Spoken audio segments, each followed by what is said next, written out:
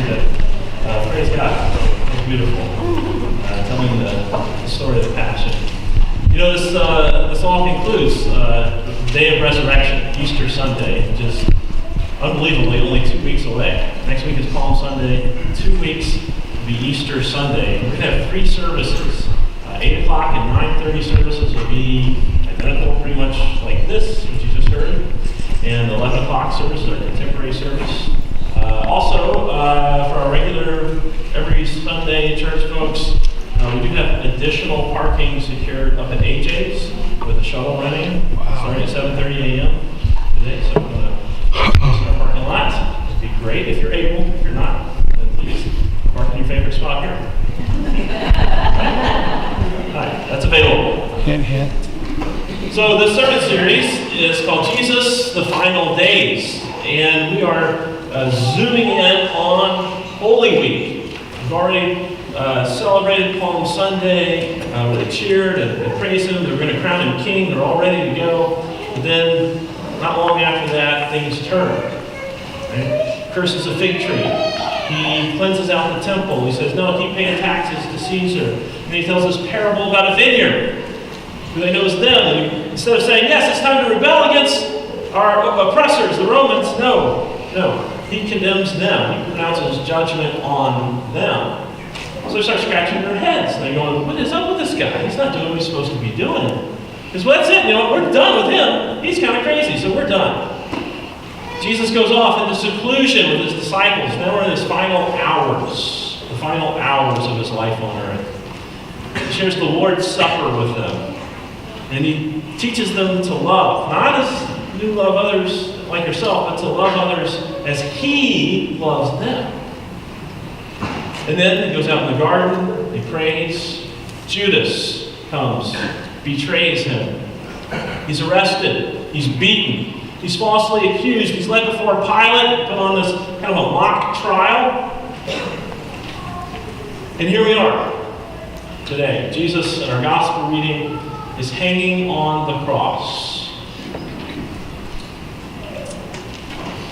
How many realize that Phoenix is hosting the Final Four this weekend? College basketball's national championship game will be played tomorrow night at that giant football stadium. Bring your binoculars. Well, I love basketball. I played basketball all through high school, college, after college. I played pickup games wherever I could find them, at least twice a week. Love the sport. It is so fast-paced, and yet it is very physical.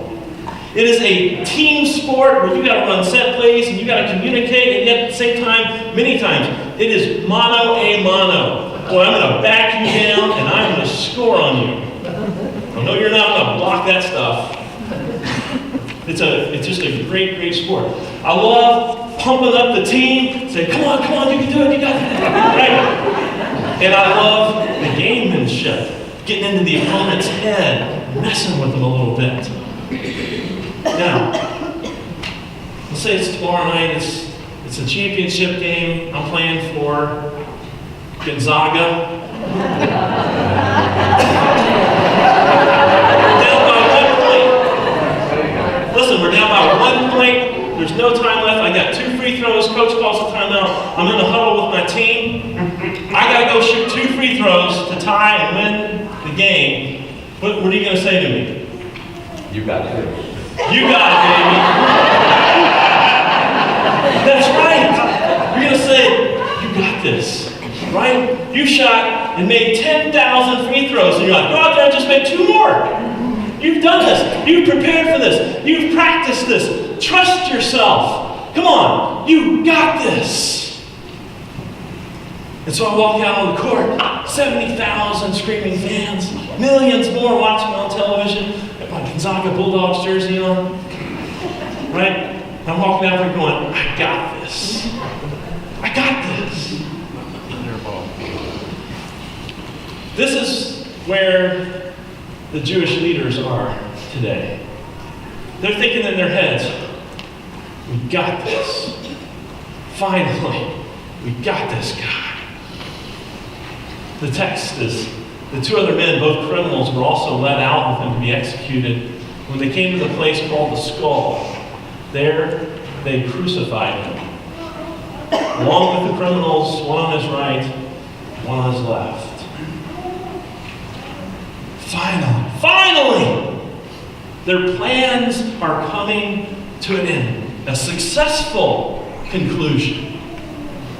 Because they've known all along, for a long time, anyway, that Jesus has got to go. He is drawing crowds like they've never seen before. He is teaching them. He is amazing them. He's even feeding them. He's going to attract all of this attention from the Romans. They're taking away their own congregations, their own followers. This has got to stop. And finally, they've done it. They worked for this. I mean, they worked the betrayal to get to bribe Judas. They worked the trial, the bring false witnesses. They worked Pilate against his tough spot he was in with Rome. Finally, we got this guy. They're going to get rid of Jesus once and for all. And they're not just going to take his body and dump it in a ditch somewhere quietly. Oh no. They are going to humiliate him. You know that they've got to feel relief. Because you know what happens when somebody's hung on a cross. They die. It's not like you hang somebody on a cross, and then a little while later you say, oops, my mistake. You don't hang somebody on a cross, and then a few hours later take them down and say, now did you learn your lesson, young man?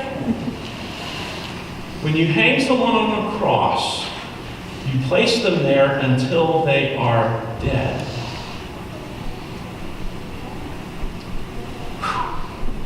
Just a matter of time.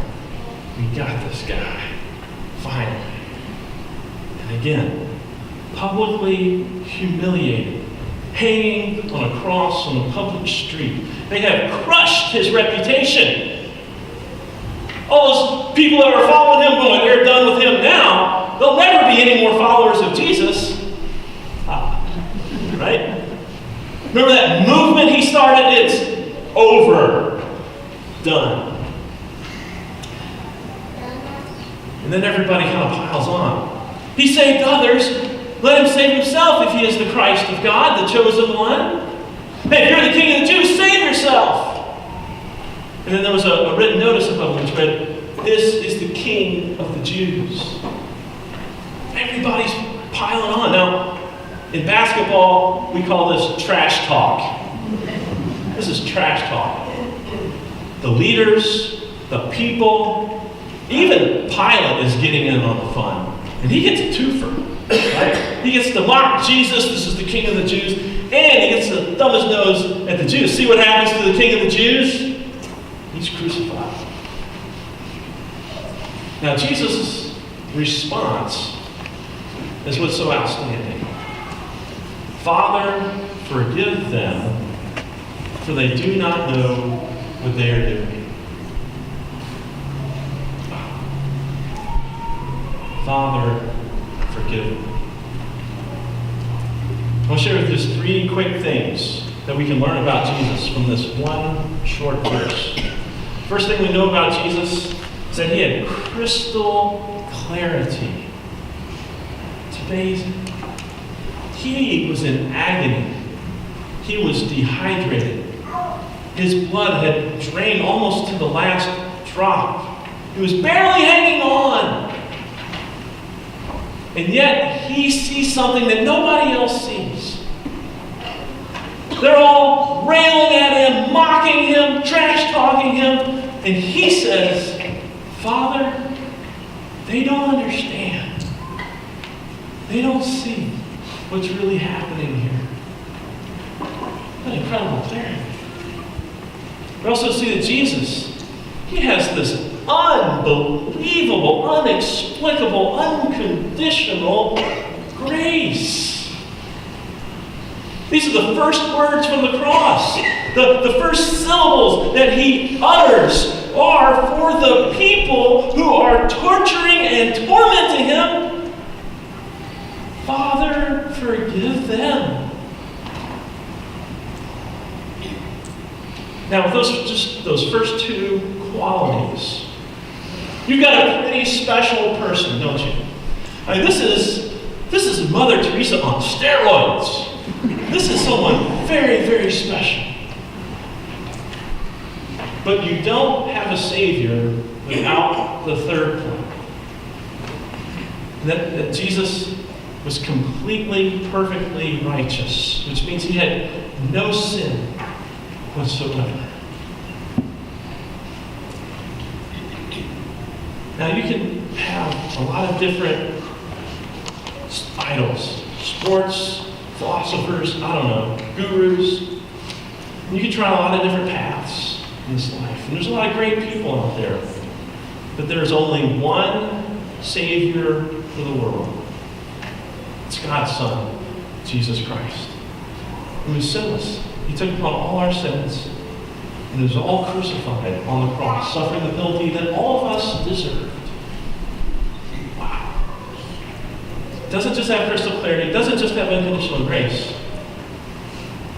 He is God without sin. Now, there's one more person in our story. Right? It's the other thief. He didn't get caught up in all the trash talking, all the mocking. As a matter of fact, he kind of rebuked the other criminal who was trash talking. He said, hey, we deserve this. This guy done it. And then the criminal said, Jesus, remember me. Please remember me when you come to your kingdom. And you remember what Jesus said? Those words that seem so amazing and comforting. I tell you the truth. Today, you will be with me in paradise. You can see the smile on his face when he said it. Today, you will be with me in paradise. Now, if we're going to translate these verses into kind of the language of our culture, the thief said, Jesus, help me! And Jesus replied, I got this. I got this. We need crystal clarity when it comes to Jesus, the cross. You can follow a million different paths in this life, but there's only one path that leads to hope. You can follow a million different gurus, but there is only one Savior of the world. His name is Jesus. And he knows you. And he loves you. He died for you. And he forgives you all your sins. Amen. May the peace of God, which passes all understanding, keep our hearts and our minds in Christ Jesus. Amen.